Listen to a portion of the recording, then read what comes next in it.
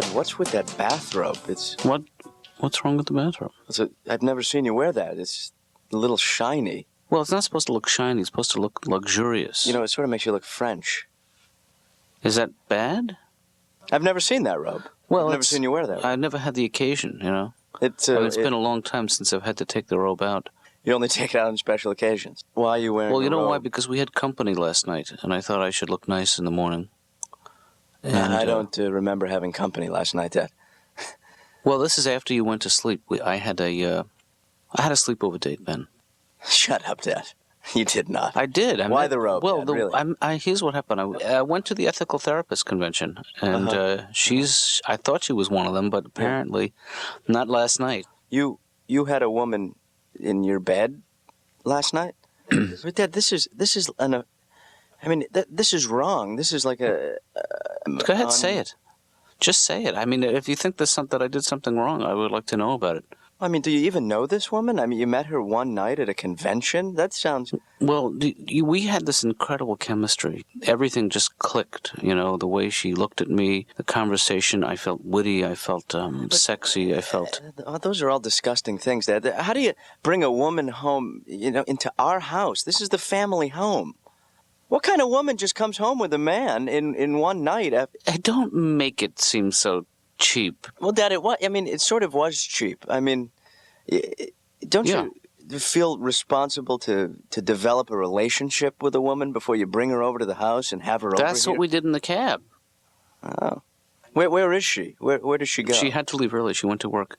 Yeah, see, this is all... You know, I really think you're going to like her. She's a neuroanatomist over at City Hospital. A neuroanatomist? Anatomist. She does brain research. Oh, well, I guess that makes it all right then, huh? If she does brain research. You know what she does every morning? She puts a cat to sleep and studies their brains.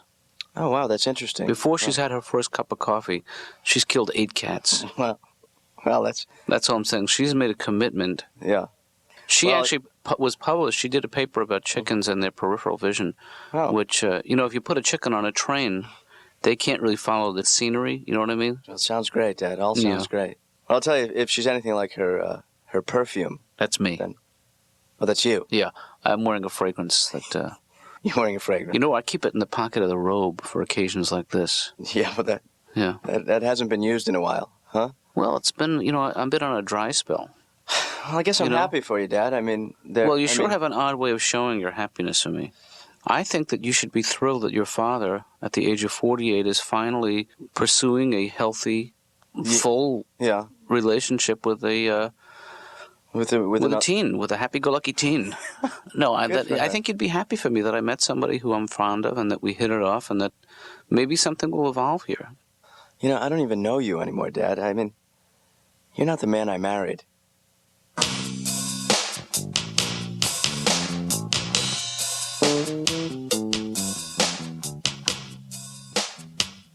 What's that smell? I don't smell it. You don't smell it? Give me a hint. It's sort of like something that's trying to be cologne. Oh, you know what that is? It's a fragrance for men. Oh, and you're wearing it. I get it. What do you think? It takes some getting used to. Oh, that's a good name for it. No, you don't understand. That's not the name of the cologne. That's what's required of the people who are exposed to it. Oh, well, I don't mean to be mean or anything, but could you go in your office because the fumes are starting to sting my eyes? It takes some getting used to.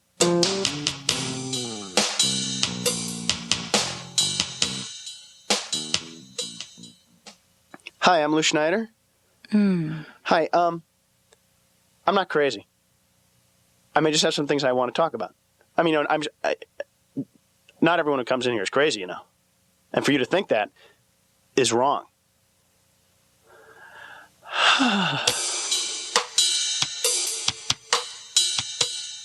Boy, you know what? I never realized how hungry a poor little baby got. Sure. You know, I remember sitting in our apartment and going, you know, you have to go, we'd say, do you want to check the baby? And you have to check the baby every 7 to 10 seconds, you know, when you're a new parent. Sure. So I go in, bang, hit the crib, and he sort of startles, and he's fine, I leave. And then like an hour later, he's screaming at the top of his lungs. And I said, oh, my God, he's screaming. What's the matter? And Liz says, oh, he must be hungry. Well, that's very hungry. I mean, that is very hungry. When was the last time you were that hungry? 1 minute you're sleeping, and the next minute, ah! Wow. That's very hungry. Yeah. It's a good thing you lose that impulse. I mean, because it would be awful in restaurants. Yes, I'd like to order. Waitress, I'll be right with you. You'll be right with me right now. Ah! We brought our baby over to my single friend's house. Not a single woman, single man. My friend Otis's house.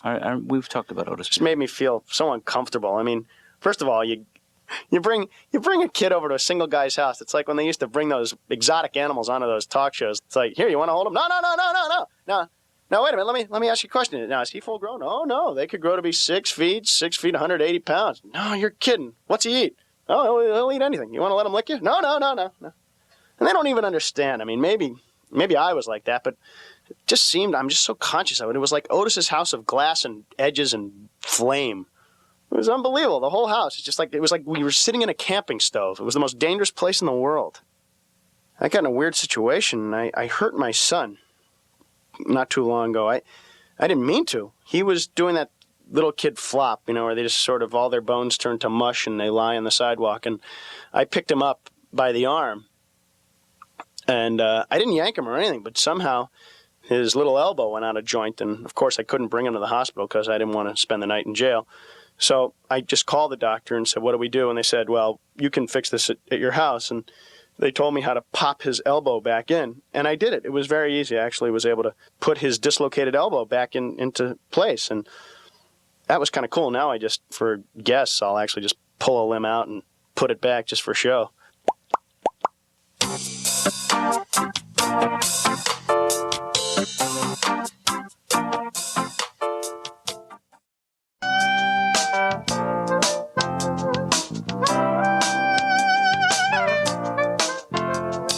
I've been mulling over, what happened this morning, and I was upset a little earlier, and well, I'm glad that passed. But that did pass, and now I'm a little bit proud.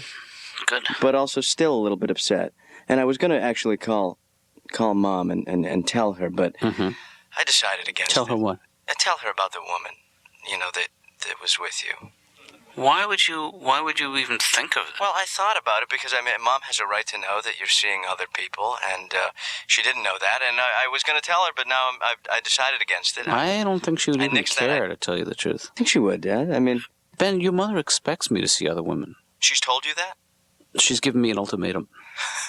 No, she hasn't said it in so many words, but it's only natural after being separated for 10 years, divorced for 8 of those, right, that I would pursue a relationship with another woman. I see what you're doing, Dad. You're getting back at Mom because she's seeing other people. She takes a couple lessons with a race car driver. Oh, good for her. You're upset about that. And so Ben, I could care less at what your mother does in her private life is her private life. I didn't realize that she was involved with a race car driver. Oh yeah, for a couple months now. Yeah. I hope she's happy. Professional, competitive racing, or just an enthusiast? No, professional. Totally professional. Stock cars. Oh, I don't really know what kind of car. I don't want to get involved in that. You know who taught your mother how to drive a stick shift?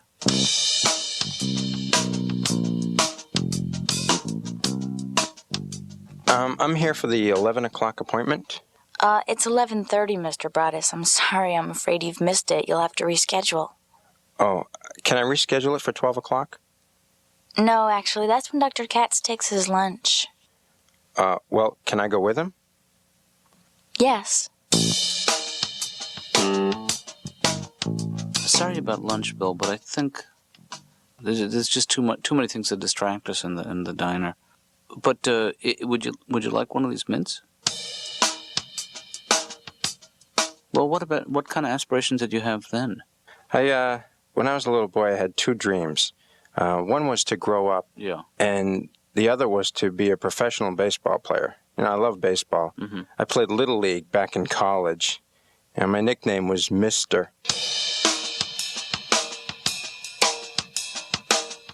I went to San Francisco, and it was great there. The first day there, I had my nipple pierced, and it's okay. They caught the guy. I'm wearing contact lenses, and they're new, and And they're the soft ones, you know. And when I first got them, I put them in backwards, you know, and I could see my brain. I could see the word farming way in the back of my brain. It was the answer to a question on a test I had in the 6th grade. And at the time, I couldn't think of it. But now I remember it as farming. And do you remember the question? What the farmers do. It's weird, though, when people first find out that I'm wearing contact lenses, they can't believe it. They feel like they've been deceived. You know, that this is something they should have known about. They're always staring at me. You mean you're wearing contact lenses? I didn't know that. Well, yeah, that's the whole idea. See, if I wore the lenses and then drew glasses on my face with a big fat green crayon just so you would know, what's the point?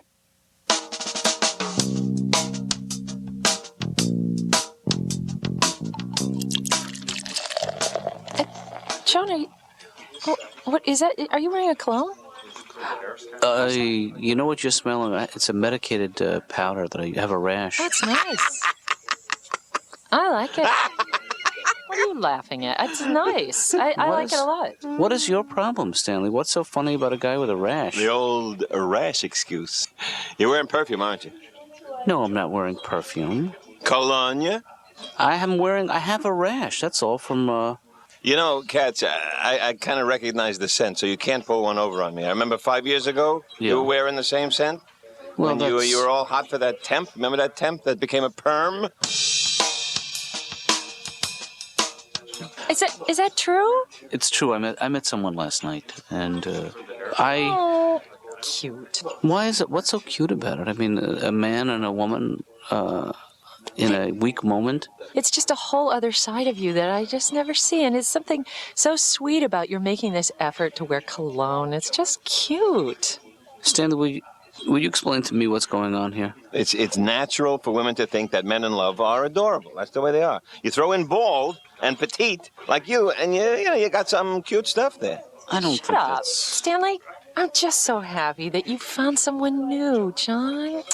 Mwah. Hello. You know, I recently switched dry cleaners. I think that might be worth something. A little, a high five, a peck on the cheek, a cheek on the peck.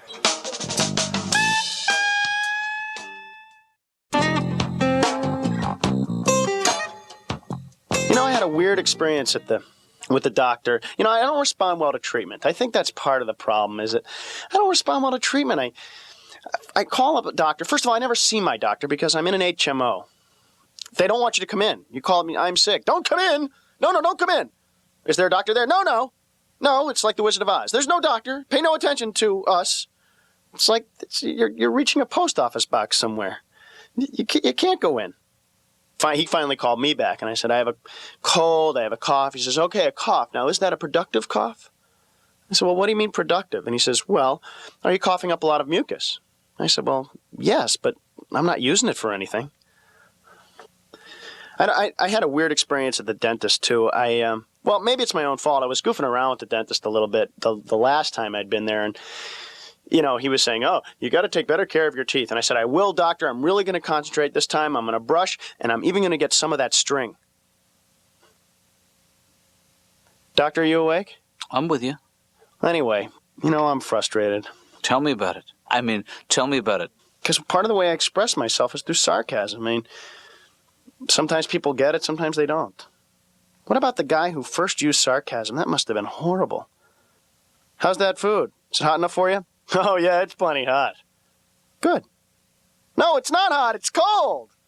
Why didn't you say that? I was being something. Woo, this is just awful. I had a near-death experience. I almost choked to death on an ice cube. It was the weirdest way to go. I mean, I didn't die, but I had a terrible feeling of my life flashing as this ice cube stuck in my windpipe, and I'm doing this panicky math equation of, I got a half-inch wide ice cube stuck in my half-inch wide trachea. I'm going to die. Oh, no, wait a minute. The ice is melting, but it's melting slowly. How long can my brain go without oxygen? I have to get to a warmer room.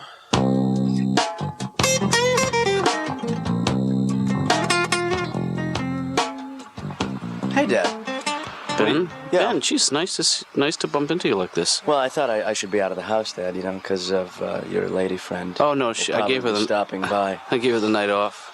Oh, you did? Yeah. Oh, you're not seeing her tonight? Well, you never know, though, like last night, it can just happen, huh? Well, you know what? We both need to kind of absorb the experience. It was sort of a whirlwind kind of. Oh, so maybe it happened too fast, huh? No regrets, but I have to make some sense out of it. You don't feel guilty at all about what happened? No. Though, I'm going to head to the mall, and I'm going to go to the pet store and look at some of the animals, some of the, it seems like you're spending a lot of time at the pet store these days, man. Well, they're at the pet store, Dad, you're not, let's put it this way, you're not betrayed by the animals. Not yet. I've actually also had my eye on this dog. I've been visiting this dog for quite some time, and I'm starting to feel like I'm leading him on, so I'm going to... Well, look, why don't you come home with me? We'll have some dinner, just the two of us. I actually was going to make shepherd's pie, which I know... Don't tease me, Dad. I'm not teasing you. Hey, Ben, you do know that you're the most important person in my life, don't you? You understand that? Come on, Ben, what do you say? Shepherd's pie, grape soda, the works. I don't know, Dad. Mashed potatoes? Mashed potatoes? What do you think? I still don't know. I'm talking about the brown gravy that you love. Brown gravy? Yeah. I'm not... I think it's still brown. Is it old? Oh, Dad. It's plenty old. Yeah. What else you got going? That's it. No. Hey, Dad, take a look at this one. Yeah. That's Mr. Pemberton. Oh, he is a cutie. That's Mr. Pemberton. Say hello to Mr. Pemberton. How do you do, sir? Yeah. I never know how to act in front of a dog. You know what? I'm thinking for this puppy. Yeah. Put a bowler hat on him and just take him out for walks all the time. There's something very dignified about him and the way he carries himself. Not at all, but it's just the name. The name is dignified. The puppy is not. Yeah, that thing he's doing right now on his back is not so dignified. But you can see he's going to grow into. I'm going to put some stuff. I'm going to buy this sucker, Dad. Yeah, dress him up. The last thing I do, dress him up, take him out for walks. It's a good way to meet people. Well, why don't you work your way up to the puppy? You know the other great thing about pets? What's that, Ben? They can pee anywhere. Anywhere. You mean they're not inhibited the way you and I are? Yeah. Or the way I am.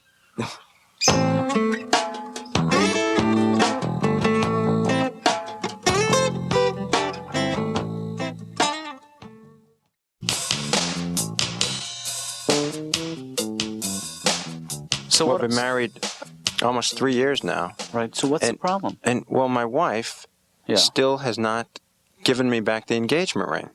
What do you mean? Well, I gave her the ring as a promise to get married. Right. And we got married. Yeah. Give me back the ring. It's an expensive ring, and I need the cash. That's not how it works. She gets to keep the engagement ring. Oh. And the wedding band. Could you write this down for me? Sure. Now, what about your energy level in general? Does it seem like it's... I've started lifting weights 2 years ago, and I'm almost done. Great. But, I've been trying to get into shape. Yeah. But there are so many. Sure. Yeah. I was up in Eureka, California, and they have the big redwood trees there, and I went through the drive-through tree. I didn't go through it, but I hit it pretty hard.